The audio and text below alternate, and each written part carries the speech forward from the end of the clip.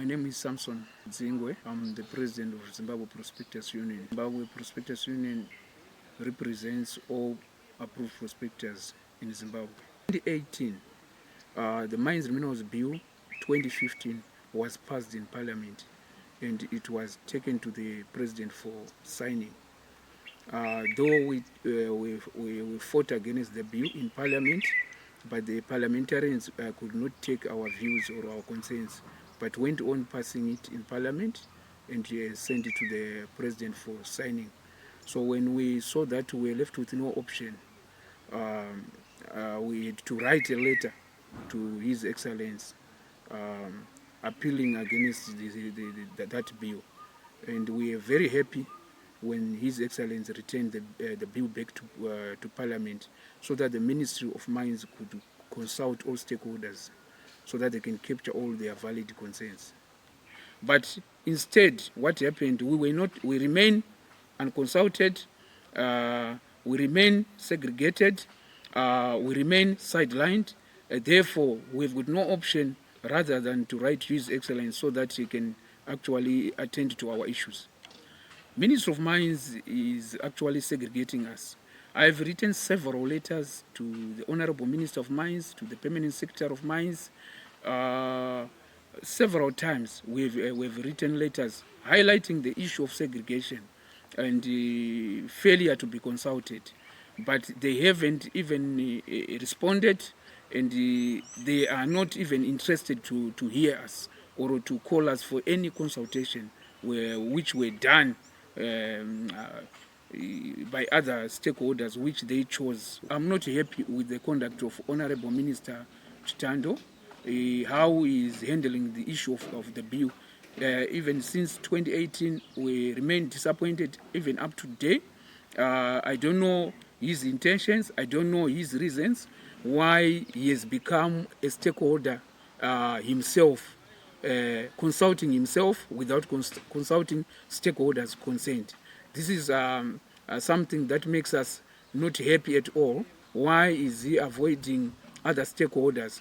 Because I don't think it would be fair that laws can be crafted and passed in Parliament without consulting stakeholders who are affected by such kinds of law. When approved prospectors were removed, they were deleted from the amendment text. So that's point number one. We want approved prospectors to be included in the Mines and Minerals Bill. We do the mining acquisition. So we are concerned with the digital mining cadastre. Want to know how miners, how stakeholders are going to acquire mining rights. That's why we want to be consulted regards a mining digital cadastre system, which we never even consulted up to now. As long they remain deleted from the amendment text, that becomes a very big issue. How Minister of Mines can delete a stakeholder from the amendment text without even consultation. A lot of concerns. The first thing is to be included in the amendment text. The second thing is to be consulted regards digital mining cadastre. We are very much concerned because we expect that he is going to hear our concerns and advise our Honorable Minister to consult all stakeholders concerned so that all our valid concerns can also be captured in the proposed Mines and Minerals Bill before it's passed in Parliament. Cadastre, mining cadastre, digital mining cadastre, that has got human element. So most of the legislation in the Mines and Minerals Bill, as far as a digital mining cadastre system, carries human element. We want to remove that human element and let the system operate on its own. In other words, to be frank to you, there is no need of a cadastre body to affect application of an individual, whether to accept or to reject. But it is the duty of the system to accept or to reject an application.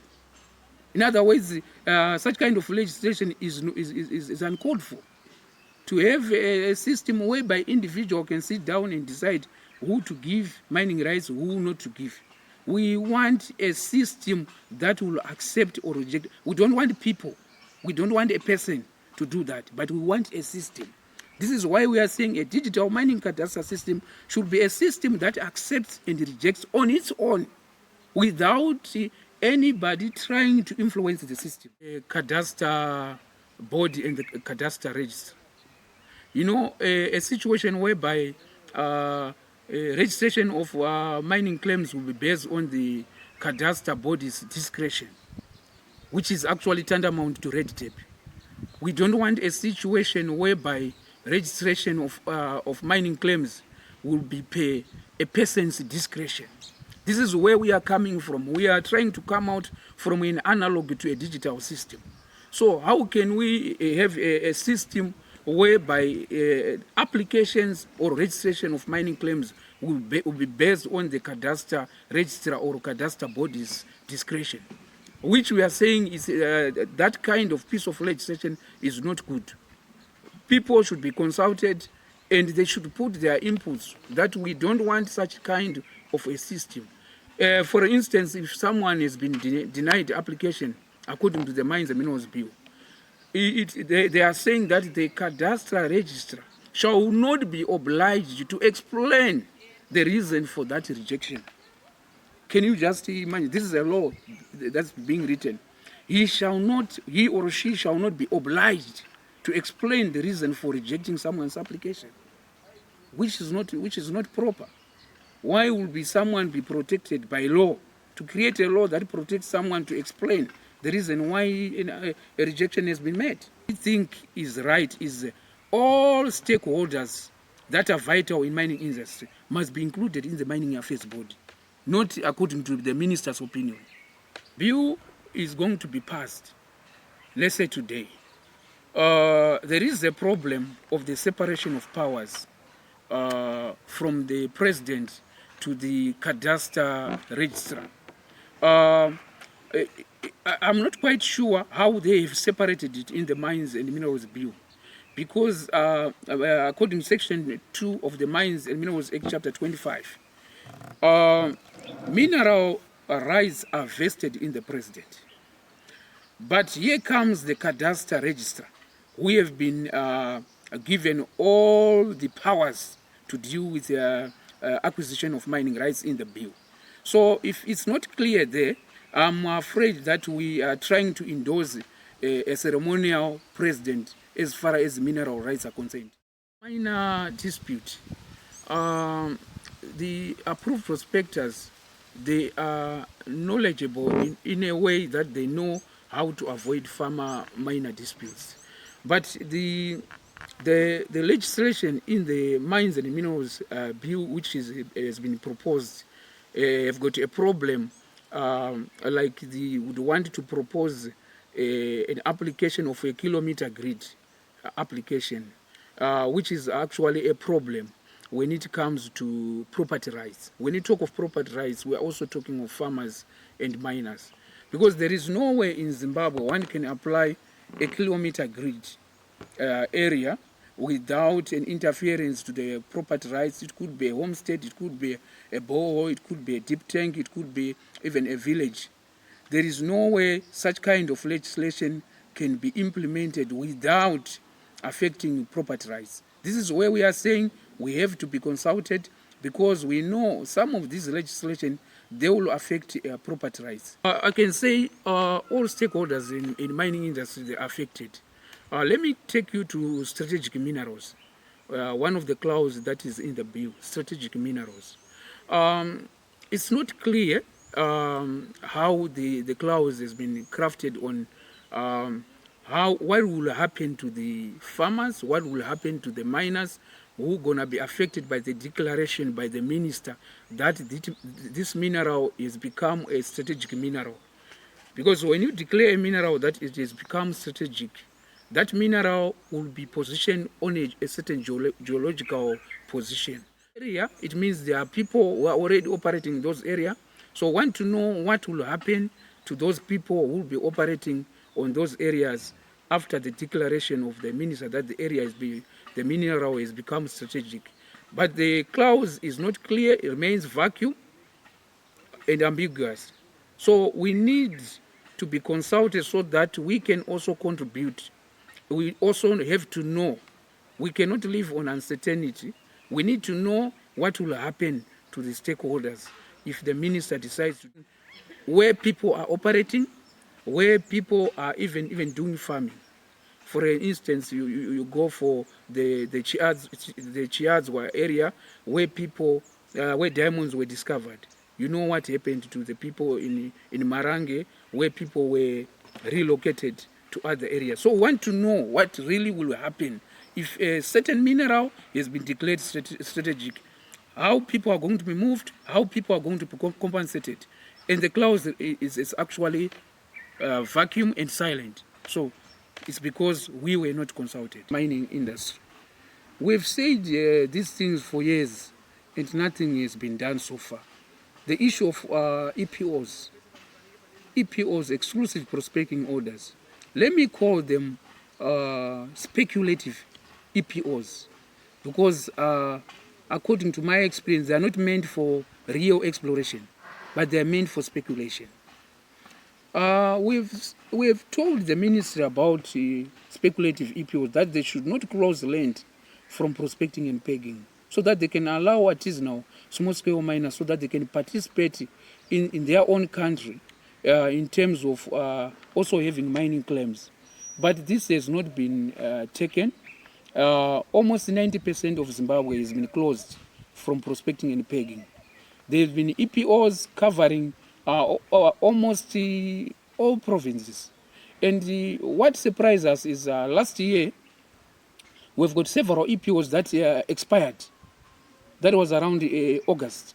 We've got EPOs that expired, and when they expired, we ran around, we told other stakeholders to go and make applications because the EPOs had expired.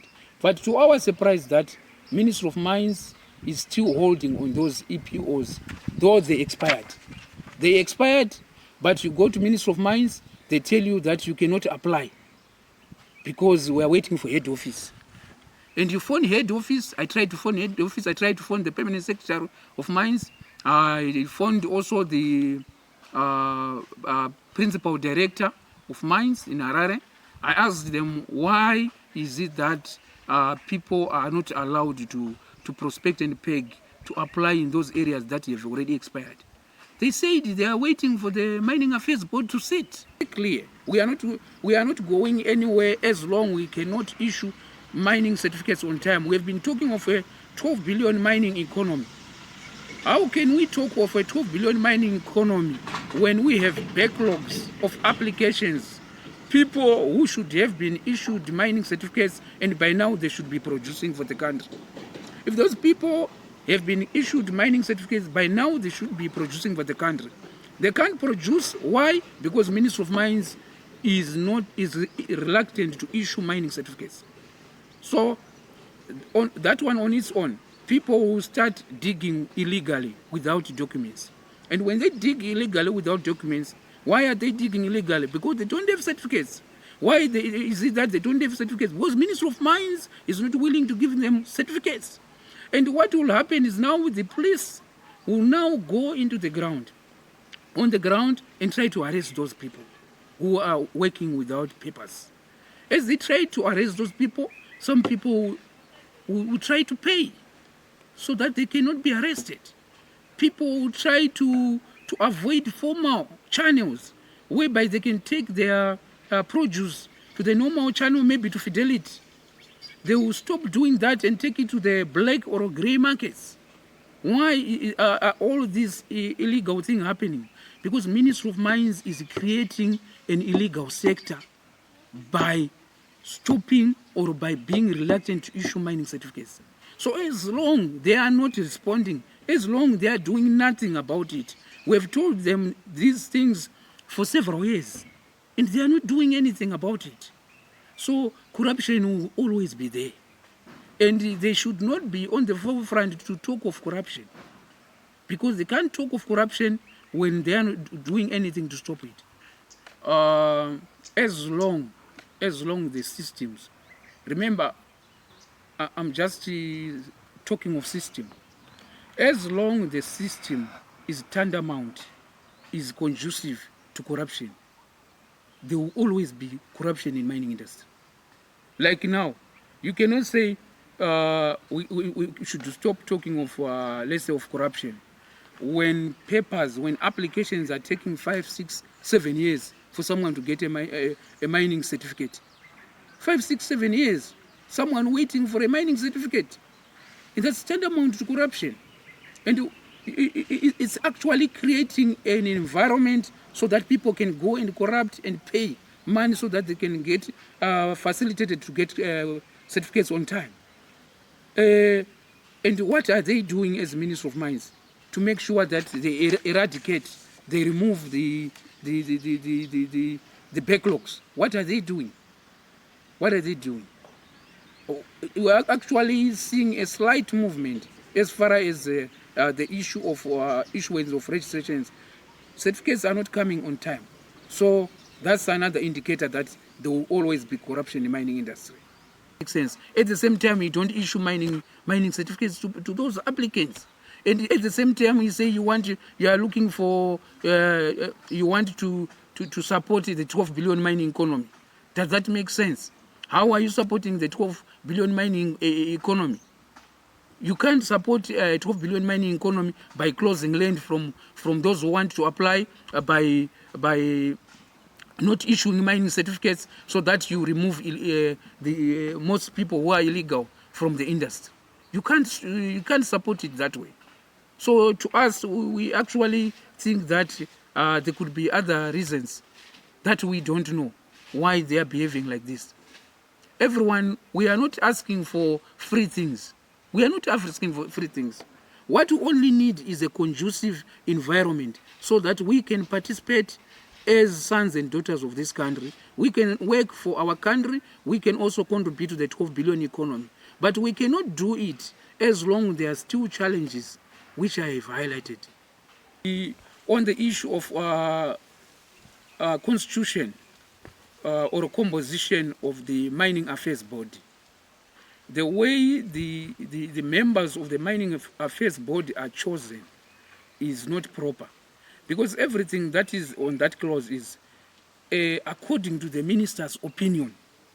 You know, this is what is written, according to the minister's opinion. If the minister's opinion sees Dzingwe as a stakeholder to be included in the Mining Affairs Board, the minister shall appoint me as a member of the Mining Affairs Board.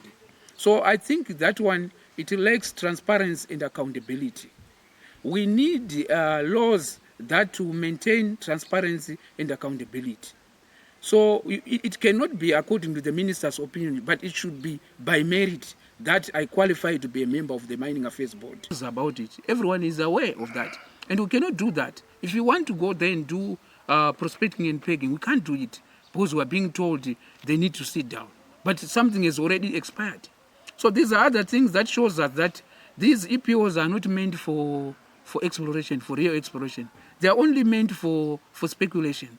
And we don't know who is actually speculating on those areas. As these EPOs, most of them are carrying 65,000 hectares. 65,000 hectares. That is being speculated. And you can just imagine 65,000 blocking artisanal small-scale miners from participating.